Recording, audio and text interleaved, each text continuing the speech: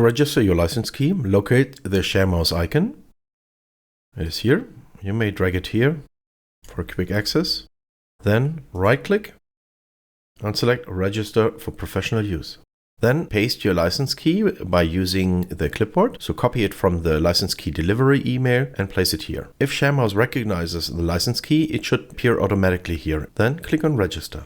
You need an internet connection for the short time of registration. That's it. If you see this dialog, ShareMouse has been registered successfully. All other ShareMouse clients connecting to this licensed ShareMouse client will be automatically licensed through the licensed ShareMouse installation here. So you must not use the license key for multiple installation. Only use it for one installation.